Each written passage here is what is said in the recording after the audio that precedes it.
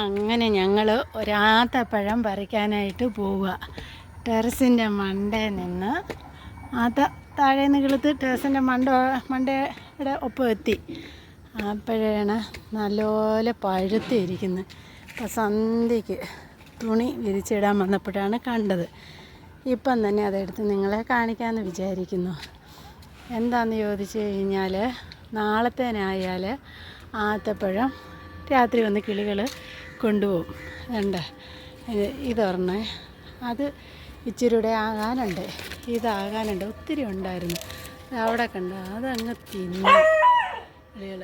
പിന്നെ ഇങ്ങനെ ഇതിൻ്റെ അകത്തൊക്കെ ഉണ്ട്, പക്ഷേ ഇതിലേക്കൂടെ നമുക്ക് അങ്ങോട്ട് പറിക്കാൻ പോകാൻ പറ്റത്തില്ല, താഴെ കുഴിയാണ്. അതുകൊണ്ട് ഇതുണ്ട് മനോഹരമായിട്ടുള്ളൊരു ആത്തപ്പഴം, അത് പറിക്കാം. അതുണ്ടാവും.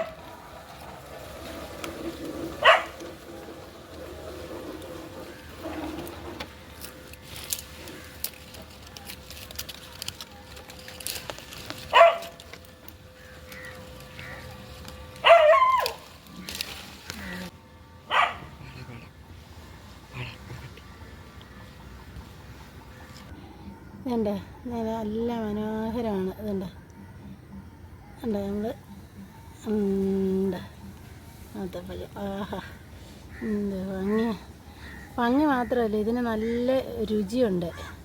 ഉണ്ട്, ഇതൊരെണ്ണം എടുത്ത് കഴിക്കണം. കഴിക്കുന്നത് ഞാൻ കാണിക്കുന്നില്ല, ആത്തപ്പഴത്തെ കാണിക്കാം. ആണോ, നല്ല രുചിയാണ്, നല്ല ടേസ്റ്റുണ്ട്. ഇതെൻ്റെ ഐസ്ക്രീമിൻ്റെ പൊടി പോലത്തെ നല്ല മധുരവുമാണ്.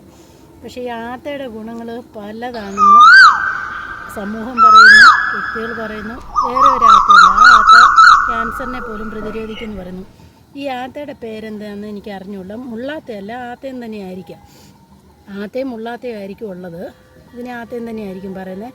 പക്ഷേ ഇതിന് ഒത്തിരി ഗുണങ്ങളുള്ളതായിട്ട് സമൂഹ മീഡിയയിലെല്ലാം നമ്മൾ ആരെല്ലാം പറഞ്ഞ് അറിയുന്നുണ്ട്.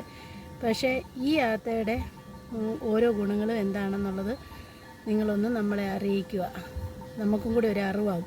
കാരണം മുള്ളാത്തയാണെങ്കിൽ ക്യാൻസറിനെ പ്രതിരോധിക്കും, പ്രതിരോധശേഷി കിട്ടും. അത് പച്ചയ്ക്ക് തോരൻ വെച്ചും പഴുപ്പിച്ചും ഒക്കെ തിന്നുന്നത് നല്ലതാണ്. ഇത് സാധാരണ പഴുപ്പിച്ച് മാത്രമേ തിന്നുള്ളൂ. ഇതിൻ്റെ ഗുണങ്ങൾ എന്താണെന്നുള്ളതൊന്ന് പറഞ്ഞു തന്നാൽ നമ്മളത് എല്ലാവർക്കും മനസ്സിലാവുകയും ചെയ്യും.